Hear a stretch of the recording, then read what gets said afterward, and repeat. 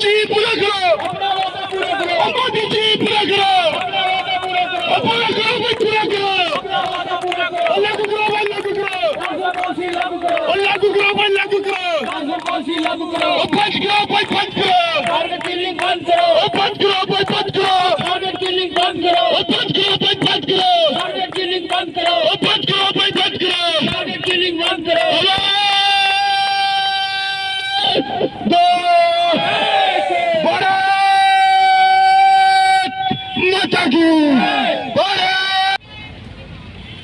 शुक्रिया सर आपका। मेरा नाम कुलदीप कुमार है और जैसे कि आप जानते हो आज हमें इस सत्याग्रह को चलाते हुए बराबर 202 दिन जो है हो गए हैं और आपने देखा कि कश्मीर के क्या हालात हैं, लेकिन अभी तक सरकार नहीं जागी हुई है, अभी तक सरकार नहीं जागी हुई है। अगर सरकार नहीं जागेगी तो भाई वो वक्त आ गया है, उनको जागना चाहिए। बड़े अफसोस के साथ कहना पड़ रहा है सर, बड़े अफसोस के साथ कहना पड़ रहा है कि एक छोटी सी ट्रांसफर पॉलिसी बनानी थी सरकार को और उसके लिए जो है सरकार को जो है 6 महीने लग जाते हैं। यहाँ तक बात पहुँच गई कि 2022 जो है ख़त्म होने पर आया हुआ है, अभी तक ट्रांसफर पॉलिसी का कोई भी कॉन्क्रीट डॉक्यूमेंट सामने नहीं आया हुआ है। और आपने देखा कि ये मुलाजमिन जो है किन हालातों से गुजर रहे हैं। हमारे बहुत सारे भाई जो हैं, बहुत सारी बहनें जो हैं इस दुनिया से उनका देहांत हो गया है।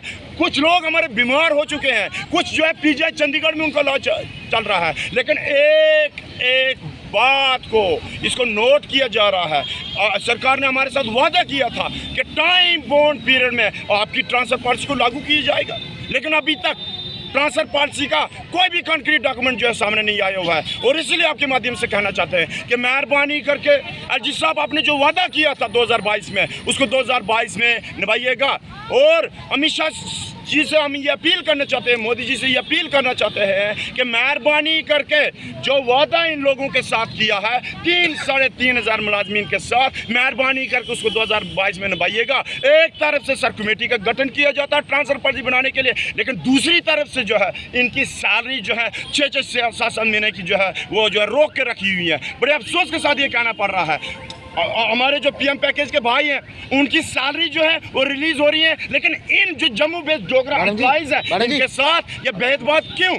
इनकी सैलरी जो है क्यों वो रिलीज नहीं हो रही है? उनकी सैलरी रिलीज वो भी हमारे भाई बहनें हैं, ठीक है, उनकी सैलरी रिलीज हो अच्छी बात है, लेकिन इन भाई बहनों की सैलरीज, इनकी 6-7 महीने की सैलरीज क्यों जो है वो बंद है? इसीलिए आपके माध्यम से जो ये कहना चाहते हैं वक्त आ गया है, जो वादा इनके साथ किया है मेहरबानी करके कि उसको 2022 में निभाइएगा। अगर ये हकूकों की लड़ाई, अधिकारों की लड़ाई जो है 2023 में चली गई तो फिर वो कहते हैं कुछ वक्त की खामोशी है, फिर शोर आएगा, तुम्हारा तो वक्त आया है, जनता का दौर आएगा। जी आप जानते हैं कि 2006 में जो हॉलिस्टिक रिक्रूटमेंट ट्रांसफर पॉलिसी बनाई गई थी, लेकिन उसके लिए जो है रिक्रूटमेंट पॉलिसी बनाई गई थी, लेकिन उसे ट्रांसफर पॉलिसी नहीं है। हम लोग चाहते हैं कि सरकार इसके लिए ट्रांसफर पॉलिसी, और कल आपने जैसे देखा कि कल भी एक थर्ड निकला हुआ है जो हमारे यूटी के जो बड़े बड़े अफसरान हैं, जैसे हमारे सीईओज हैं, डिफरेंट सीईओ जो यहाँ जम्मू के रहने वाले जो थे वो कश्मीर में उनको ट्रांसफ़र किया गया है। मैं कहता हूँ कि उनके लिए जो है ये देख सकते हैं आप, ये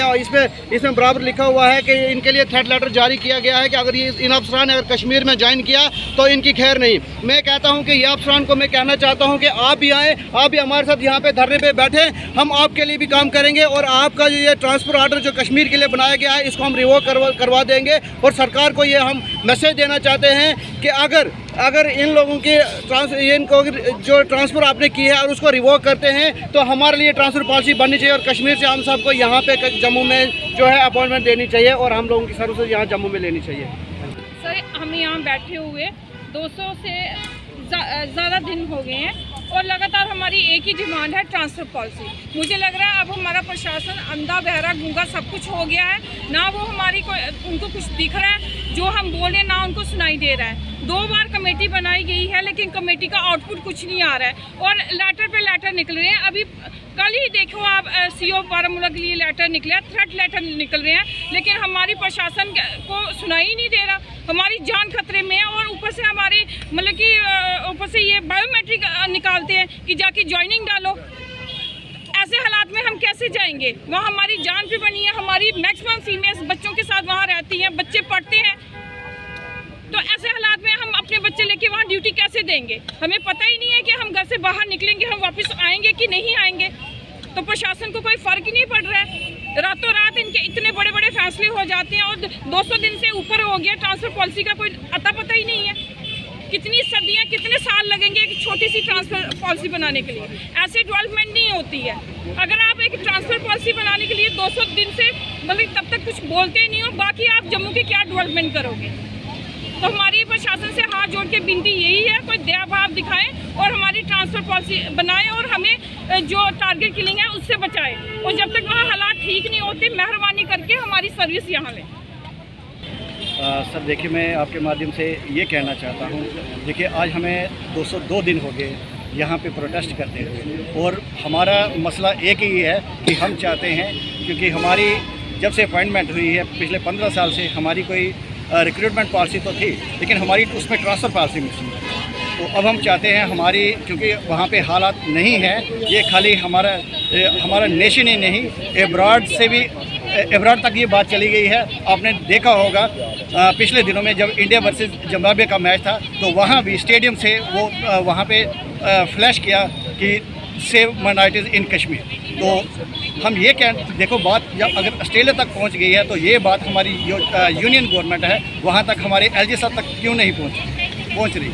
और दूसरी एक और बात मैं यहाँ पे मैं जोड़ना चाहता हूँ, अगर इंसाफ हक की लड़ाई के लिए, अपने हक की लड़ाई के लिए अगर मुलाजम पिछले 202 दिन से अगर यहाँ पे सड़कों पे है तो इसमें इनका कोई फॉल्ट नहीं है।